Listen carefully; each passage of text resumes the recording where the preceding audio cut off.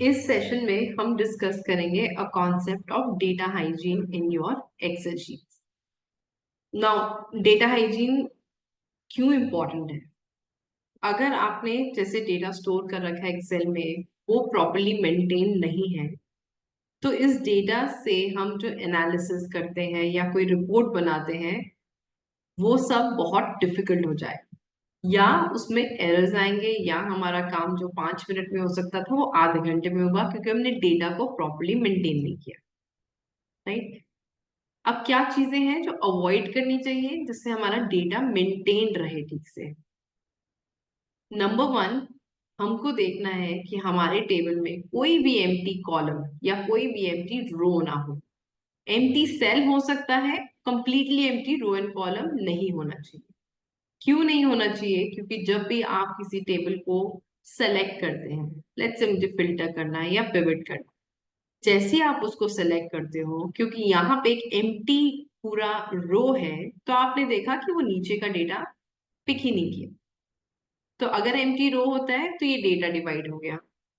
अगर empty column है तो हमको सेम प्रॉब्लम आएगा कि वो एक सेट ऑफ द कॉलम्स तो ले लेगा, बाकी सेट को इंक्लूड नहीं करेगा टेबल। तो अगर इंक्लूड नहीं किया डेटा तो हमारा एनालिसिस भी प्रॉपर नहीं हुआ। दूसरी चीज होती है कि मर्ज सेल्स, जो कि काफी लोग for look and feel create करते हैं, दैट शुड बी अवॉइडेड। क्योंकि जब आपका मर्ज सेल होता है तो अगर आपको कॉपी पेस्ट करना है, फॉर्मूलाज लगाना है, दैट बिकम्स वेरी डिफिकल्ट।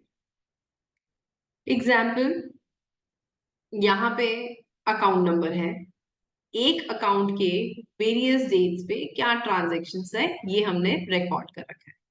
अब look and feel wise looking nice, but अगर इसको मेरे को यूज करना है आगे, इट बिकम्स डिफिकल्ट। सो इसको कभी भी मर्ज नहीं करें। तो मर्ज नहीं करना है, और मर्ज सेल्स हैं ऑलरेडी आपके शीट्स में, तो आप उसको कैसे हटाएंगे?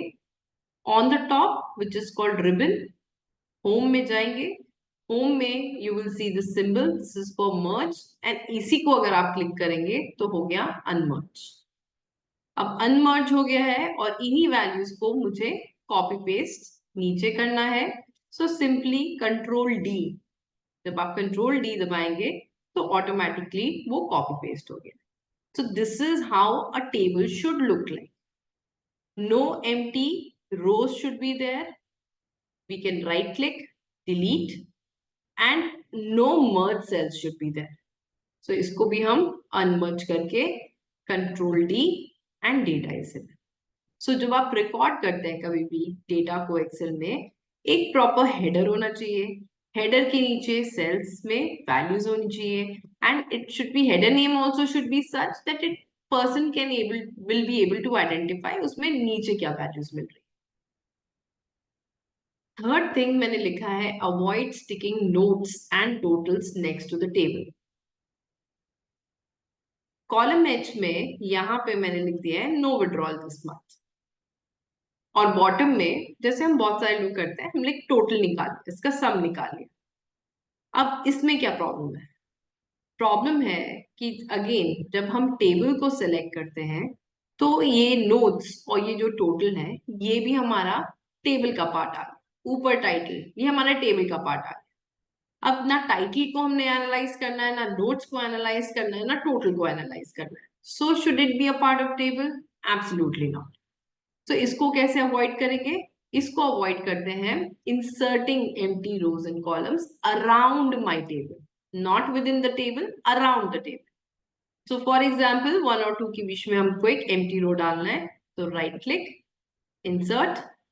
सिमिलरली कॉलम एच और जी के बीच में एम्प्टी रो डालना है, right click, insert. Similarly total के नीचे और लास्ट रो के बीच में हमें एम्प्टी रो डालना है, इंसर्ट।